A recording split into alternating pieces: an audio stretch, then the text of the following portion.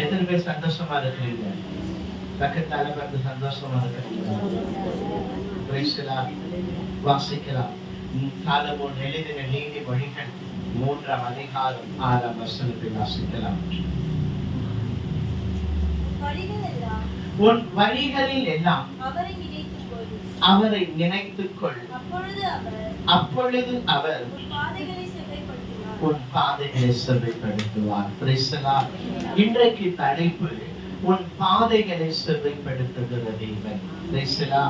உன் பாதைகளை அவர் செவ்வைப்படுத்துகிறவர்.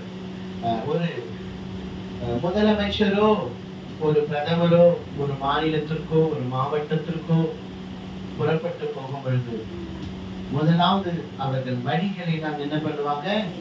சுத்தப்படுத்துவாங்க, வழியை சரி பண்ணுவாங்க, கரடு முரடான இருக்கிற பாதைகளை எல்லாம் மாற்றுவார்கள். இன்றைக்கு கர்த்தருடைய வார்த்தை சொல்லுகிறது, நம் தேவாதி தேவன், சர்வ வல்லமை உள்ள தேவன் உங்கள் வாழ்க்கையிலே இருக்கிற அந்த வழிகளிலே காணப்படுகிற எல்லாம் தடைகளை, கரடு முரடுகளை மாற்றி கர்த்தர் உங்கள் வாழ்க்கையை செவ்வைப்படுத்துவார். உன் வழிகளில் எல்லாம் அவரை நினைத்துக்கொள், அப்பொழுது அவர் உன் பாதைகளை என்ன பண்ணுவாரு? செவ்வைப்படுத்துவார். இங்கே 3 தலைப்புகள் உண்டு. ஒன்று உன் வழிகளில் எல்லாம், இரண்டாவது அவரை நினைத்துக்கொள், மூன்றாவது அவர் உன் பாதைகளை செவ்வைப்படுத்துவார். உன் வழிகள் என்று நாம் சொல்வோம் என்றால் பாதை. வழிகள் என்றால் என்ன? பாதை, நாம் கடந்து போகிற பாதை. அப்போ வழிகளில் எல்லாம் நாம் என்ன பண்ண வேண்டும்? அவரை நினைத்துக் கொள்ள வேண்டும். நம்ம போகிற வழிகளில் எல்லாம் அவரை நினைத்துக் கொள்ள வேண்டும். இன்றைக்கு அநேக வழிகளிலே தேவனுடைய பிள்ளைகள் கூட கர்த்தரை என்ன பண்றாங்க? நினைக்கிறாங்க. நினைக்கிறாங்களா இல்லையா? நினைச்சு ஒரு சின்ன ஜெபம் பண்ணுவாங்க. பார்த்திருக்கிறீங்களா? வெளியே போகும்போதெல்லாம் என்ன பண்ணுவாங்க? ஒரு சின்ன ஜெபம் பண்ணிட்டு போவாங்க. ஞாயிற்றுக்கிழமை சர்ச்சை கட்டடிக்கும் போது கூட சனிக்கிழமை ஜெபம் பண்ணிட்டு போவாங்க. பார்த்திருக்கிறீங்களா? ஆண்டவரே, நான் ஊருக்கு போறேன், நான் போகும்போது பாதுகாத்துக் கொள்ளுங்க. ஆண்டவரே, நான் டூருக்கு போறேன், என் வழிகள் எல்லாம் என்ன பண்ணுங்க?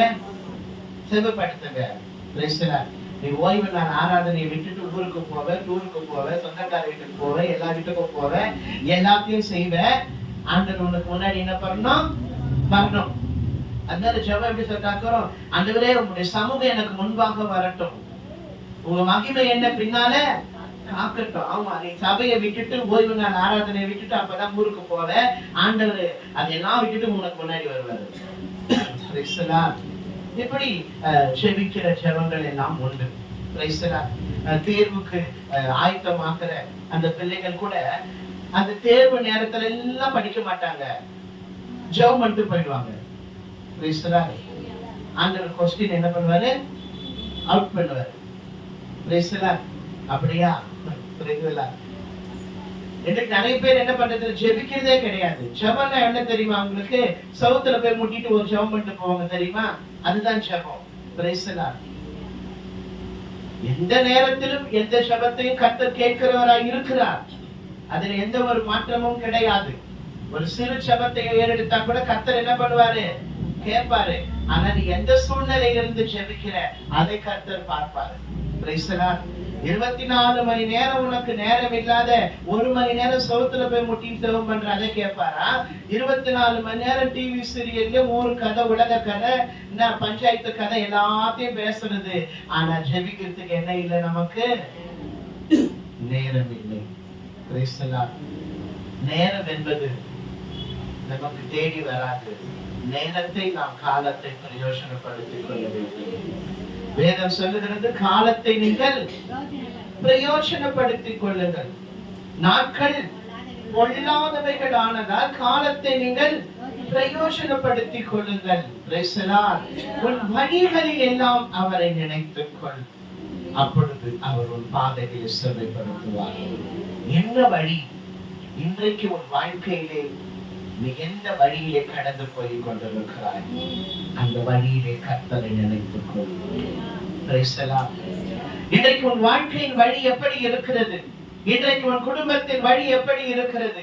இன்றைக்கு உடைய பிள்ளைகளுடைய வாழ்க்கையின் வழி எப்படி இருக்கிறது? உன் சூழ்நிலை எப்படி இருக்கிறது? இன்றைக்கு நீ எந்த நிலைமையிலே இருக்கிறாய்? இன்றைக்கு எந்த போராட்டத்திலே இருக்கிறாய்? எந்த பிரச்சனை பாடுகள் மத்தியிலே இன்றைக்கு நீ வாழ்ந்து கொண்டிருக்கிறாய்? அந்த வழியிலே கர்த்தரை நினை. கர்த்தர் உனக்கு முன்பாக கடந்து போய் உன் பாதைகளை செவ்வைப்படுத்துவார்.